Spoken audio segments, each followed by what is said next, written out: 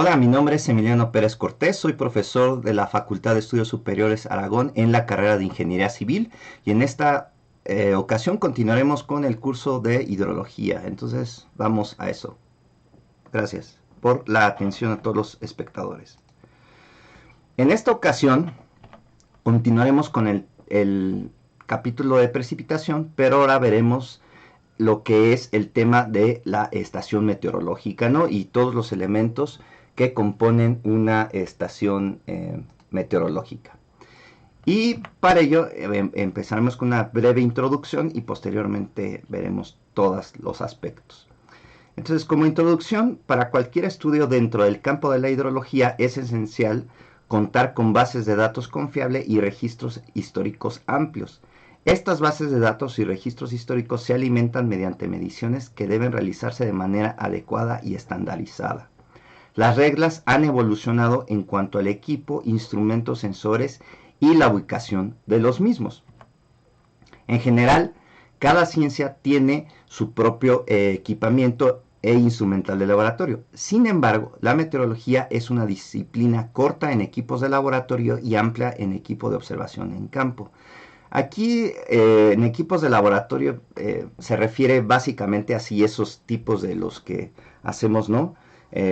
La idealización de los famosísimos científicos locos, ¿no? Y en el que están con probetas y demás, ¿no? A eso, más o menos a eso me quiero referir, ¿no? Y en realidad lo que tiene muchos aparatos, la meteorología, o tiene muchos equipos de sensor o sensores, pero los tiene básicamente en campo, ¿no? Alrededor de la zona terrestre, alrededor de la zona del mar, en el aire o en la atmósfera y en el universo, ¿no? Entonces a eso quiero referirme con que es corta en equipos de laboratorio y amplia en equipos de observación en campo, ¿no? Bueno, continúo. En algunos aspectos esto puede parecer bueno, pero en realidad puede hacer que simples observaciones se desvíen hacia una afirmación errónea. En la atmósfera hay muchos objetos o cualidades que pueden ser medidos. La lluvia, por ejemplo, ha sido observada en cualquier lugar y desde siempre siendo uno de los primeros fenómenos en ser medidos históricamente, ¿no? Entonces continúo. De todos los componentes del ciclo hidrológico, especialmente los elementos de precipitación, llamamos la lluvia y la nieve, por ejemplo, son los más medidos. Parecería ser un procedimiento sencillo el registro de la cantidad de lluvia y nieve. Sin embargo, los meteorólogos e hidrólogos aceptan que la medición de precipitación no es tan fácil como parece.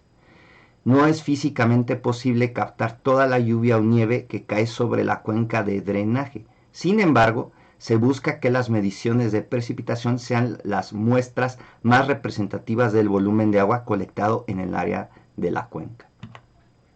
Los datos e información recopilada de los diferentes instrumentos es obtenida mediante medición tradicional directa in situ o mediante la medición indirecta.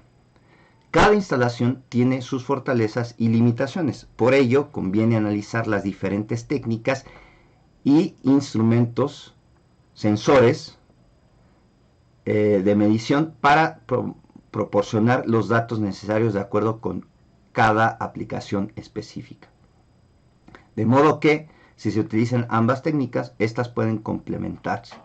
Las mediciones in situ constituyen la base principal en el proceso de calibración de la información obtenida mediante la medición indirecta. Una estación meteorológica es una instalación destinada a medir y registrar regularmente diversas variables meteorológicas, que ya las mencioné o las mencionaré, ¿no? Bueno, vamos a ver entonces cuál es la famosa medición directa tradicional o in situ, ¿no? Y hay las llamadas estaciones meteorológicas manuales y están también las llamadas estaciones meteorológicas automáticas. De manera general, también hay otras instalaciones o otras estaciones que también se operan aquí en el país, pero nada más voy a describir, digamos, estas dos de manera general, ¿no? Las estaciones meteorológicas manuales en esta estación manual es una instalación de instrumentos y sensores en donde la recopilación de datos se lleva a cabo por técnicos especializados o observadores. Es decir, tiene que ir una persona o un técnico a hacer la toma de datos o la recopilación de esas variables meteorológicas. Esa es la situación porque se llama manual. En el caso de las estaciones meteorológicas automáticas o llamadas EMAS, es un equipo de adquisición de datos en el que los instrumentos efectúan, almacenan y transmiten las observaciones de forma automática sin necesidad de la presencia de personal. Ajá. Obviamente cada una de estas instalaciones tienen sus pros y sus contras, ¿no? Ahora bien, vamos a ver cuál es la llamada medición indirecta. ¿Cómo se hace de manera general? Pues se hace con un radar meteorológico o radar meteo, y también se puede hacer con un satélite meteorológico o comúnmente llamado satélite, ¿no? Entonces, el radar meteorológico o radar meteo es usado en meteorología para localizar precipitaciones, calcular sus trayectorias y estimar sus tipos. Permite estimar la dirección y velocidad del viento en las zonas bajas de la atmósfera. Los datos tridimensionales pueden analizarse para extraer la estructura de las tormentas y su potencial de trayectoria y de daño, ¿no? Este es un ejemplo de manera general, de manera general. Obviamente sesgado a la parte que nos interesa, que es la precipitación, ¿no? Ahora, el satélite meteorológico, un satélite meteorológico es un tipo de satélite artificial que se utiliza principalmente para supervisar el tiempo atmosférico y el clima de la Tierra. Y ese está en el espacio. Y como ya lo mencioné anteriormente, estos sensores o estos instrumentos o estos aparatos que son de medición indirecta, lo que se requiere es calibrarlos con los instrumentos o sensores de medición directa o in situ que están en la superficie de la Tierra. Y cuando me refiero a la superficie de la Tierra, puede ser terrestre o mar, es indistinto, ¿no? Pero me refiero que ya está, o sea, la precipitación ya cae a nuestra Tierra si es que queremos calibrar precipitación, lluvia, por ejemplo, ¿no? Entonces, continúo, ¿no? Ahora, ¿cuáles son los instrumentos y sensores de una estación meteorológica? Ajá.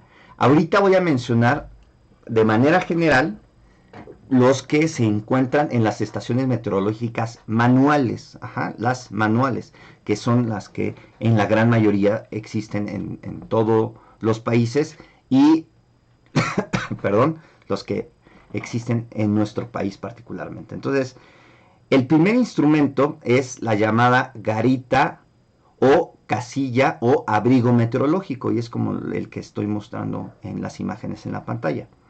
Es una estructura de medidas estandarizadas que sirve de protección a los instrumentos de una estación meteorológica. Se fabrica en madera con forma de prisma rectangular con paredes dobles construidas por persianas, simples inclinadas a 45 grados.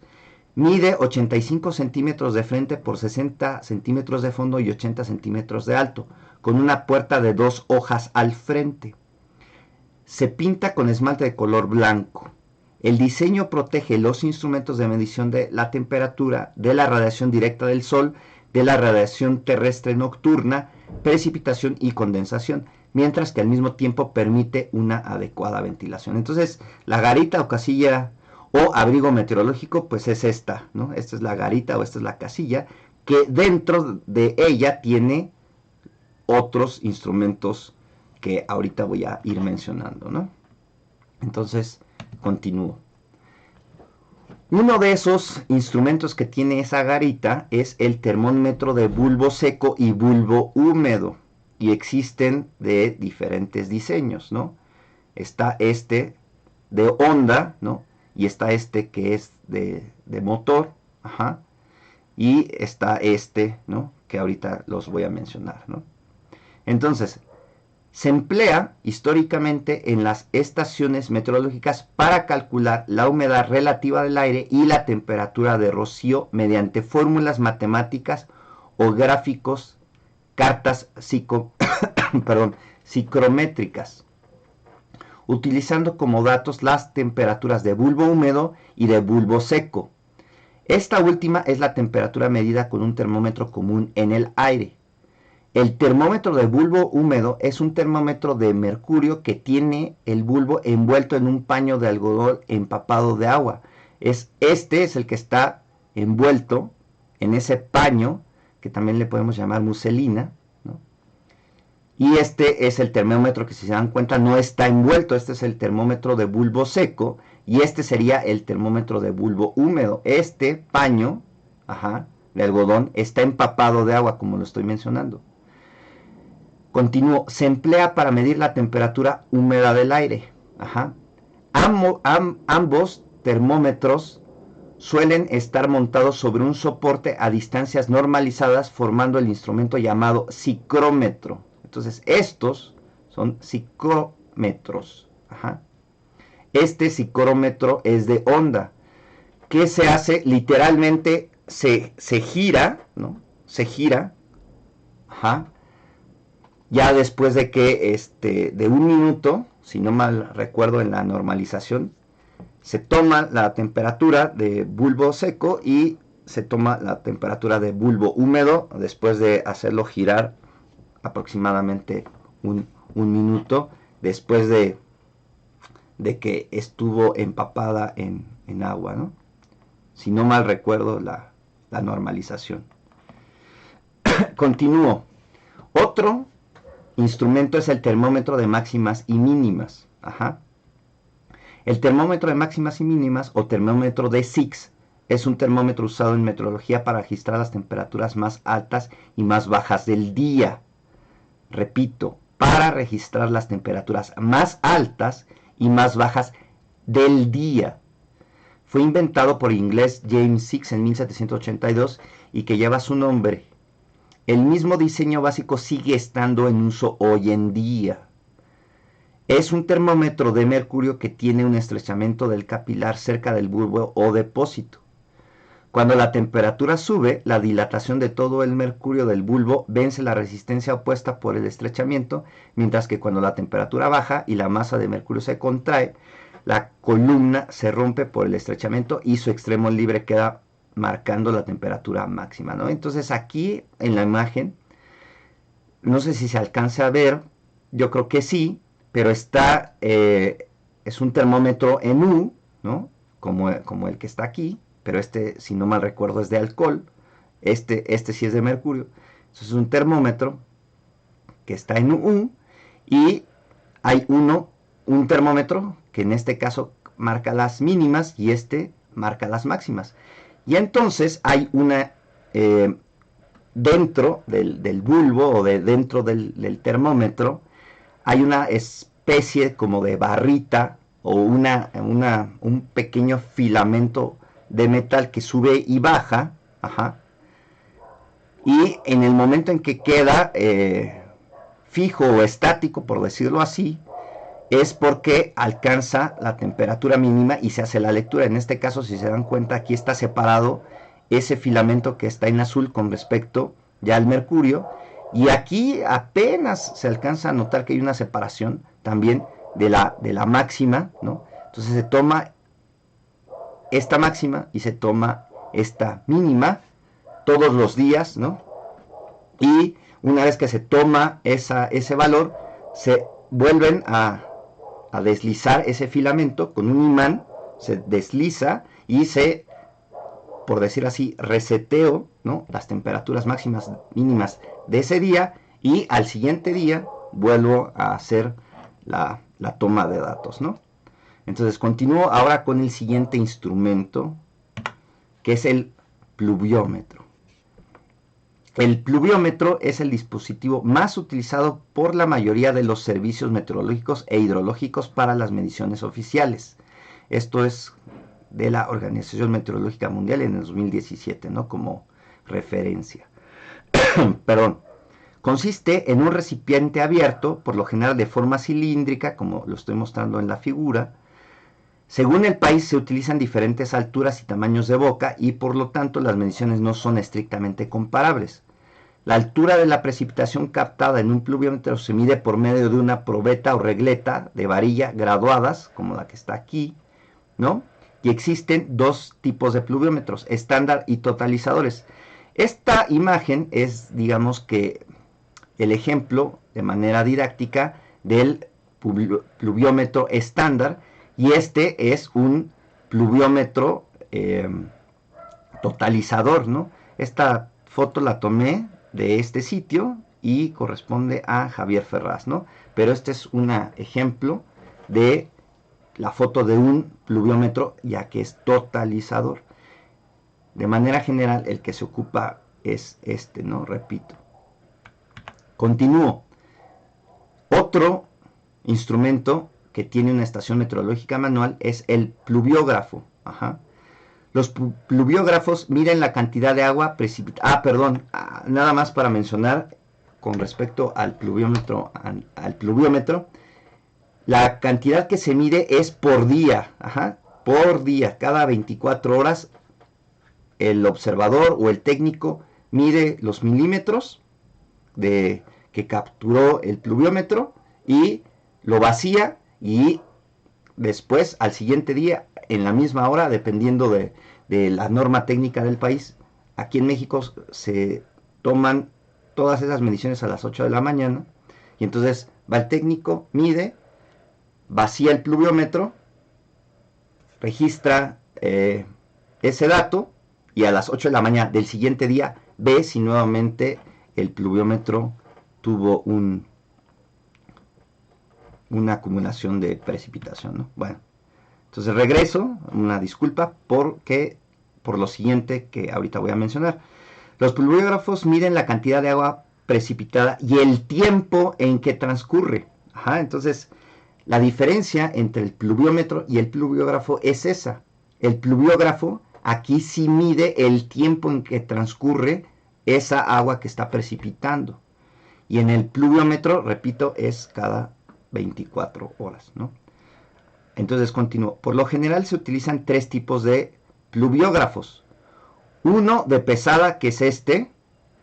Dos de flotador, que es este. Y tres de cubeta basculante, este. También este se llama en inglés tipping bucket, ¿no? El de cubeta basculante es el famoso tipping bucket. Ahora bien, el pluviógrafo tiene por función registrar en un gráfico la cantidad de agua caída en un periodo de tiempo determinado, lo cual permite establecer la distribución e intensidad de las lluvias, ya que permite conocer la hora de comienzo y finalización de las precipitaciones, así como su intensidad en litros por metro cuadrado caídos en una hora. Estas figuras las tomé del Manual de Prácticas de Hidrología del Observatorio Hidrológico Académico de la UNAM. Y como medida de sugerencia o como recomendación al espectador, les pueden descargar ese manual de prácticas de la página del OH Académico, y me parece que solo sirve la página mediante un teléfono celular, es hasta donde conozco y me han dicho mis compañeros del Observatorio Hidrológico. Sirve descargarlo desde una plataforma celular, porque creo que tiene ahí conflictos con el de las plataformas de computadora o los navegadores de computadora. Bueno, eso es lo que me han dicho, ¿no? Puedo estar equivocado, y entonces ahí en los comentarios o en las críticas me puede decir los del Observatorio Hidrológico de la UNAM si estoy en lo correcto o no. Entonces continúo. Otro instrumento que tiene la estación meteorológica manual o la típica estación meteorológica es el tanque evaporímetro o evaporímetro, ¿no? También le llaman otros evaporómetro, si no mal recuerdo, ¿no? Entonces, se utilizan varios tipos, sin embargo uno de los más utilizados es el tanque clase A. Este es un tanque cilíndrico de lámina galvanizada de 1.21 metros de diámetro y 25 centímetros de profundidad. Se coloca sobre una plataforma por encima del suelo a una distancia de 10 centímetros de alto, perfectamente horizontal. Se mide el volumen de agua necesario para mantener el nivel constante en unidad de tiempo, que puede ser 6, 12 o 24 horas. El volumen de agua consumido, se transforma en milímetros de agua evaporada por unidad de tiempo, ¿no? Y entonces aquí lo que obtenemos es una altura de milímetros de agua evaporada, ¿no? Con este tanque evaporímetro, ¿no? Continúo con uno de los instrumentos también que tiene la estación meteorológica manual, es el llamado barómetro, ¿no? Este es un barómetro, es un instrumento que mide la presión atmosférica, y esta es una imagen que tomé de Amazon, porque es uno de los que venden este barómetro de carátula, y se mide en milímetros de altura de mercurio, esa es una forma, o en, en pascales, ¿no? Y bueno, continuamos con el anemómetro o anemógrafo. Ajá. El anemómetro o anemógrafo es un aparato meteorológico utilizado para medir la velocidad del viento y así ayudar en la predicción del tiempo. En meteorología se usan principalmente los anemómetros de cazoletas o de molinete, que es como este. Especie de diminuto molino de 3 aspas con cazoletas sobre las cuales actúa la fuerza del viento. El número de vueltas puede ser leído directamente en un contador o registrado, sobre una banda de papel anemograma, que es como el que tenemos aquí en esta imagen de la derecha, en cuyo caso el aparato se denomina anemógrafo, ¿no? Entonces están estos dos, ¿no? Digamos que este es un poco más antiguo o anterior a estos, ¿no? Y también en una estación meteorológica manual tenemos la veleta meteorológica, ¿no? Es un dispositivo utilizado para conocer la dirección del viento. En su base tiene 4 aspas metálicas que indican los puntos cardinales, y en la parte de arriba se encuentra la forma de una flecha. Este es, digamos, el típico, ajá. Tiene las 4, ¿no?, direcciones o los 4 puntos cardinales. Está la flecha, ajá, que también se llama, llamada también saeta, o figuras grandes para adornarlas, ¿no?, llamadas guiraldas o guiraldillas, ¿no? Hoy en día ya no se ocupan tanto las llamadas guiraldas o guiraldillas, ¿no? Y de esto se llegó a esto, ¿no? A estas dos imágenes que serían la veleta meteorológica, y esa veleta meteorológica, si ya es automática, pues manda exactamente la dirección del viento, ¿no? Ahora bien, ahora voy a mostrar las estaciones meteorológicas automáticas, qué es lo que miden y básicamente cómo son las estructuras, ¿no?, y cómo es su instalación a grandes rasgos, ¿no? Entonces, estas estaciones meteorológicas automáticas miden velocidad del viento, dirección del viento, presión atmosférica, temperatura y humedad relativa, radiación solar, precipitación, y se le puede ir añadiendo otras variables meteorológicas, ¿no? Estas imágenes las tomé del Servicio Meteorológico Nacional de Conagua, ajá, en donde presentan, ¿no?, la estructura de tipo andamio, que es esta, ¿no?, de manera general, como se instala la estación meteorológica automática o la EMA, ¿no?, de estructura tipo andamio, y la estructura de tipo torre triangular, ¿no? Es decir, es un poco o mucho más alta que la de tipo andamio y tiene básicamente los mismos instrumentos, ¿no?, en donde hay un gabinete, donde se mide la velocidad del viento con un anemómetro, la dirección del viento, ¿no?, con la veleta, un pluviómetro, temperatura y humedad, radiación solar, un panel solar que además ayuda a, ya en estas estaciones automáticas, a tener energía para los instrumentos, ¿no?, para que aquellos instrumentos que utilizan energía, pues se mantengan midiendo y emitan la señal, ¿no? Y bueno, estas son dos de las formas de manera general que presenta Conagua, ¿no?, de las estaciones meteorológicas automáticas. Como ya lo mencioné y que también les hice la recomendación de que visitaran la página del Observatorio Hidrológico Académico, del Observatorio Hidrológico del Instituto de Ingeniería, y que bajaran el manual de prácticas de hidrología del famoso OH académico, que fui partícipe de esa publicación. Hay o existe, cuando se inició este proyecto o este observatorio, con un aparato que se llama disdrómetro, y es el que les estoy presentando en pantalla. Los disdrómetros miden la distribución del tamaño de gotas de lluvia, ¿no? Característica que permite identificar la microestructura de la lluvia con gran detalle. Este tipo de información ha sido ampliamente utilizado en estudios abocados a la comprensión de la erosión del suelo y propiedades microfísicas de la lluvia y otros, ¿cómo se dice? Y otros estudios que están produciendo en el Instituto de Ingeniería directamente con el Observatorio Hidrológico, y está toda esta información, ¿no? También lamento decirles a mis alumnos que por pandemia ya no les pude presentar personalmente.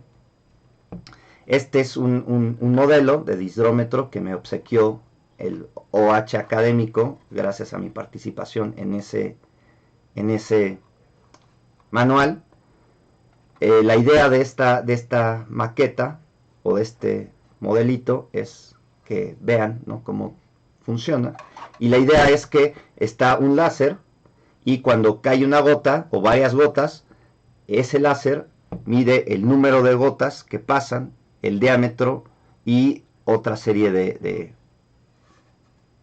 mediciones, ¿no? Entonces es una maqueta que me regaló el Observatorio Hidrológico, y pues aquí se las presento.